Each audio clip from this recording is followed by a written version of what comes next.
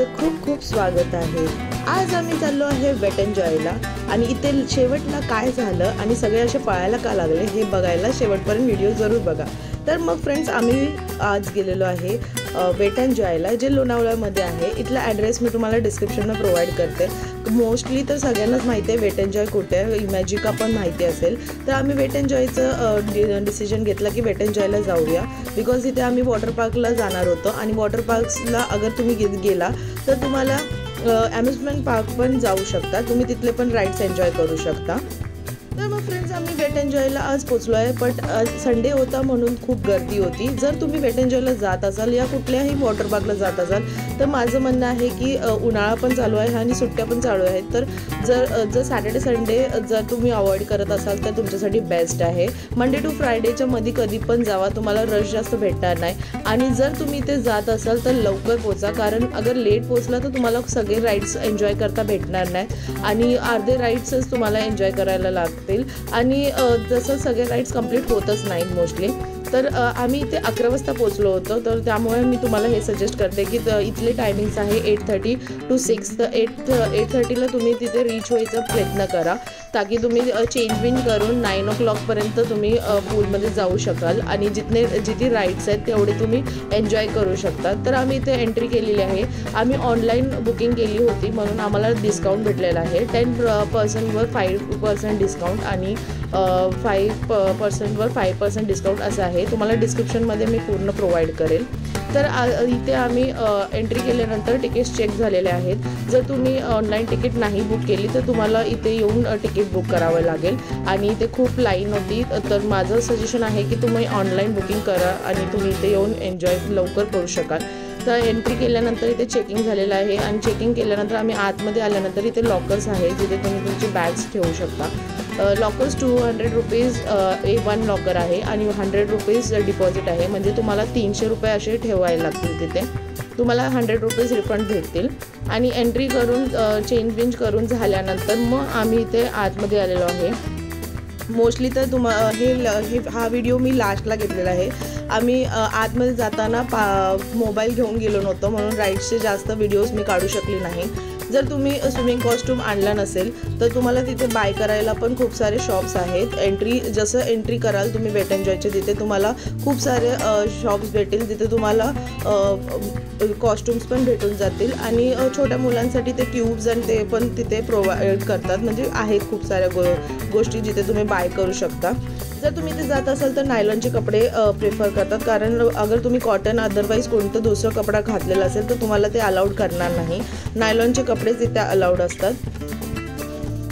आम्ही by car आलो होतो तर आम्हाला जास्त वेळ लागला नाही, 2 hours लागलेले आम्हाला नवी मुंबईपासून लोणावळ्यापर्यंत पोचायला।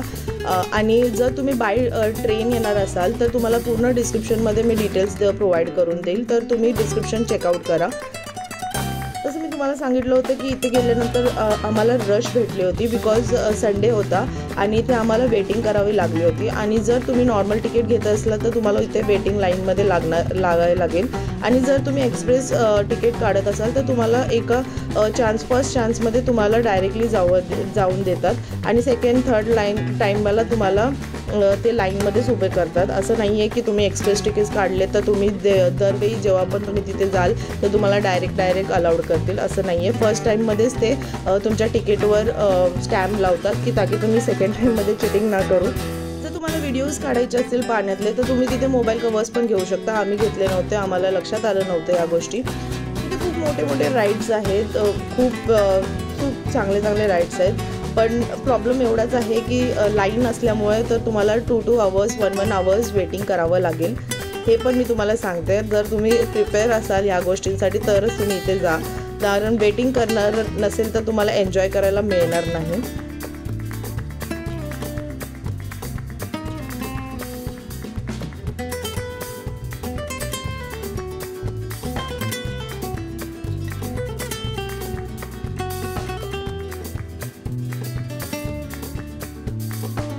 स्नॅक्ससाठी पण खूप सारे स्टॉल्स आहेत।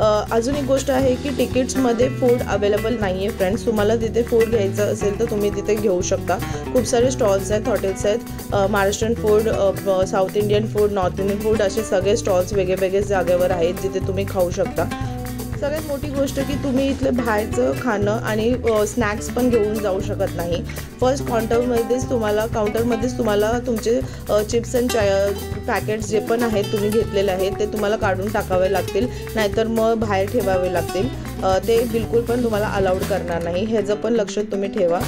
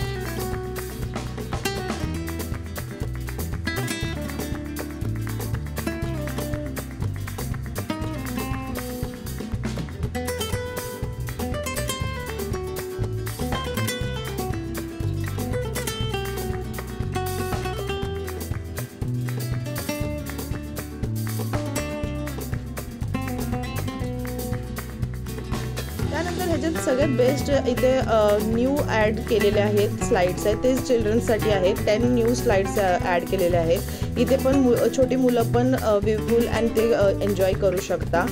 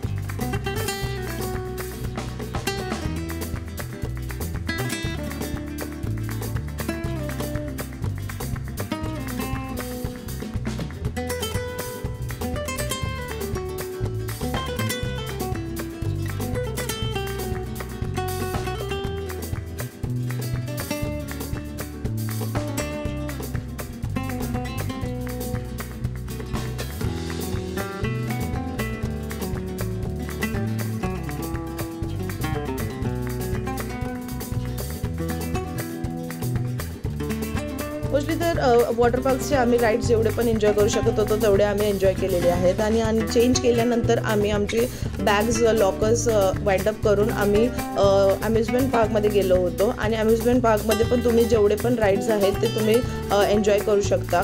तर त्यामुळे आम्ही वॉटर पार्क आणि अम्युजमेंट पार्क असं प्रिफर केलं होतं। अगर तुम्ही अम्युजमेंट पार्कला जात असाल तर तुम्हाला वॉटर पार्कमध्ये अलाउड नाही केलं जाणार, कारण त्याचे तिकीट्स पण वेगळे आहेत आणि वॉटर पार्कचे पण तिकीट्स वेगळे आहेत।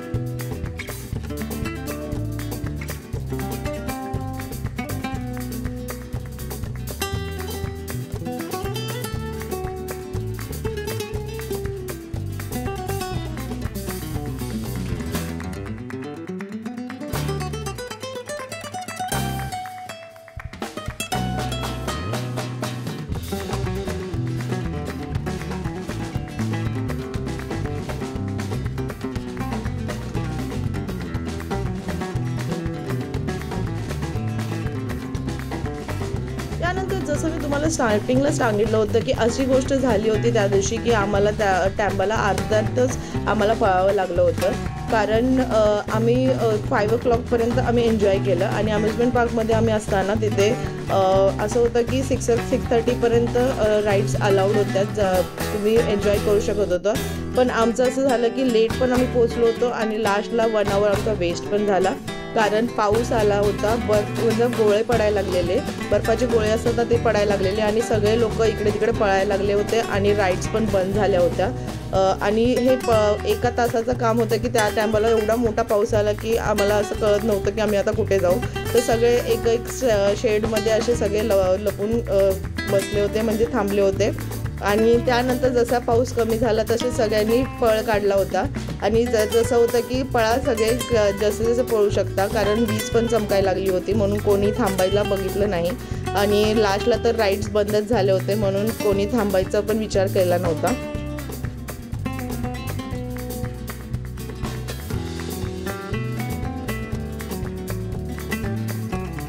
तर इथे तुम्ही बघू शकता की जेवढे लोक होते तेवढे सगळे घरी पळायला लागले होते आपल्या आपल्या रस्त्याला, कारण खूप मोठा पाऊस आला होता. आणि हा व्हिडिओ मी 1 month नंतर टाकत आहे. आम्ही एप्रिलमध्ये गेलो होतो आणि त्या टायमाला उन्हाळा एवढा होता की पावसाची काही शक्यताच नव्हती आणि अचानकच पाऊस चालू झाला होता, म्हणून सगळे लोक शॉक झाले होते आणि फटाफट पळायला लागले होते. तसा तर दिवस खूप मस्त होता. बाकी टायमाला आम्ही खूप एन्जॉय केली आणि खूप बेस्ट आहे. जर तुम्ही ते जात असाल तर तुम्ही खूप मजा कराल आणि तुम्हाला खूप आवडेल. तर फ्रेंड्स, तुम्हाला हा व्हिडिओ कसा वाटला? तर आवडला असेल तर व्हिडिओला लाईक करा, शेअर करा आणि सबस्क्राईब करा. भेटूया अशाच नेक्स्ट व्हिडिओमध्ये. जय हिंद, जय महाराष्ट्र.